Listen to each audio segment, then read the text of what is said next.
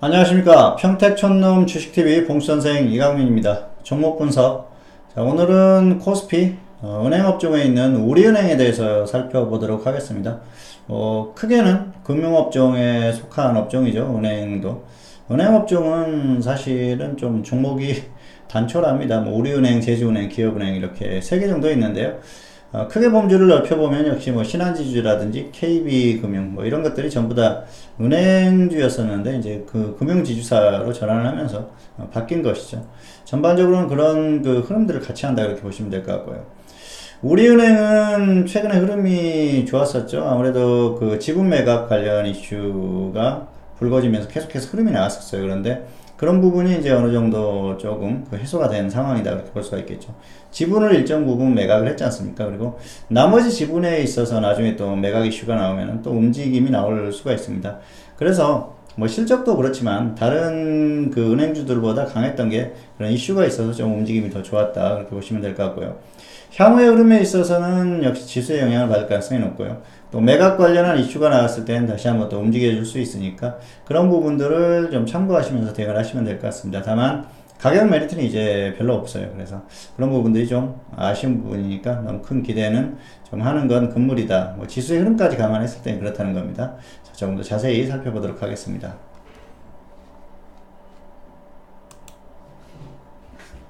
네, 우리은행이죠. 자, 기업 흐름은 좋죠. 실적 부분이나 이런 부분들이 꾸준히 좋게 나오고 있습니다. 그래서 이런 부분에 있어서는 뭐 크게 걱정할 필요가 없는 그런 상황이고요. 자, 뭐 우리은행이야 뭐 워낙 또 안정적이지 않습니까? 그래서 뭐 언젠가는 또 이제 뭐 금융지주사에 대한 뭐 그런 흐름들도 나올 가능성이 높고요. 그래서 자, 이제 그 지주사 전환이나 이런 것들이 나왔을 때는 뭐 그런 부분을 또 뭐 기대감도 좀 움직임이 있을 수 있는데요.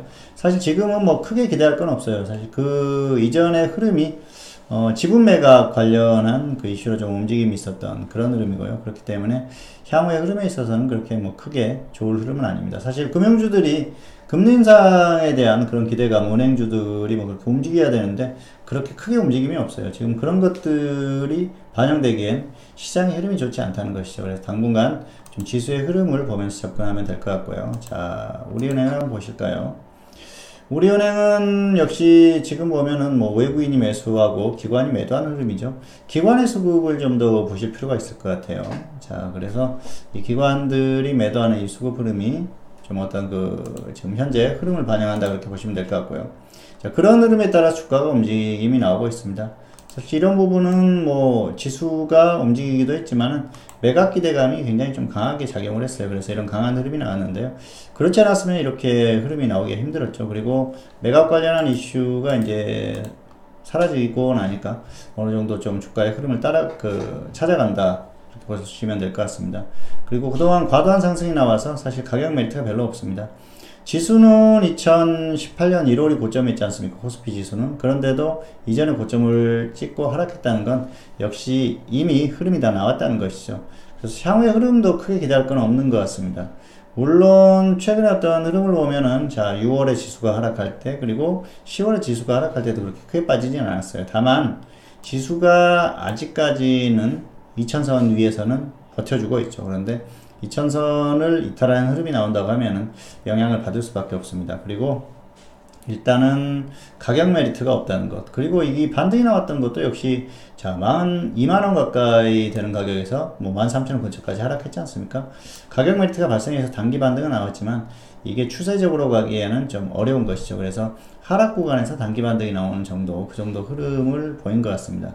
다만 뭐 외국인이나 기관이나 엄청나게 매수를 해준다고 하면 상황은 달라지겠죠. 그런데 기관이 그렇게 강하게 매수를 계속하거나 외국인들이 엄청나게 또 매수를 해주거나 그런 흐름이 나오기는 좀 어렵다 그렇게 보고 있습니다. 지금도 뭐 기관이 또 매도하는 흐름이 나오지 않습니까? 어쨌든 이런 흐름이 크게 바뀌기는 좀 어렵고요. 그리고 시장의 흐름이 좋지 않았을 때는 역시 영향을 받을 가능성이 있기 때문에 강한 탄력보다는 뭐 반등이 나오면은 잠깐 반등이 나올 수 있겠지만 추세적으로 이어지기는 좀 어렵다. 그리고 이 가격 메리트가 없어요. 가격 메리트가 없는 종목을 무리해서 접근할 필요가 없다는 것이죠. 그렇기 때문에 이런 종목들은 향후에 언제든지 또 우리은행 같은 경우에는 뭐 지주사 전환 이슈도 있습니다만 지분 매각이나 이런 것들이 이슈가 또 나올 수가 있거든요. 그런 흐름들이 나오면 움직임이 나올 수는 있습니다만은 당분간은 지수의 흐름을 보고 지수의 흐름에 따라서 좀 관망하는 게 좋지 않을까 그렇게 생각을 합니다. 그리고 사실 금융주들이 어떤 그 금리 인상에 대한 기대감을 갖고 움직이지는 않는 흐름이에요. 다른 그 금융업종을 한번 보실까요? 금융업종이 전반적으로 약하죠. 그리고 자, 대표적인 이제 금융주들이죠. KB금융이나 신한지주. 자, 그리고 다른 은행주들, 제주은행, 기업은행 어떻습니까? 뭐 기업은행도 역시 그 우리은행과 비슷한 흐름은 보입니다만은 결국은 이제 꺾이는 흐름이 나오죠. 그래서 이 그 은행주들의 어떤 그 흐름이나 금융주들의 전반적인 흐름, 강한 흐름들은 끝났다고 보시면 될 것 같고요. 그나마 이제 기업은행, 우리은행이 좋은 건 실적이 괜찮습니다. 그래서 어느 정도 버텨주는 흐름은 나오지만은 이게 강하게 좀 가기에는 조금 부담이 있다. 그렇게 보시는 게 맞을 것 같습니다. 자, 그래서 이미 어떤 주가의 흐름이 나왔고 꺾이는 과정에서 조금 버텨주는 흐름 정도니까 이게 추세적으로 보기에는 좀 어렵다고 보고요. 역시 지수의 흐름을 보고 접근하시는 게 좋을 것 같습니다. 네, 오늘은 코스피 은행업종에 있는 우리은행에 대해서 살펴봤습니다. 네, 다음 시간에 또 다른 종목으로 찾아뵙도록 하겠습니다. 감사합니다.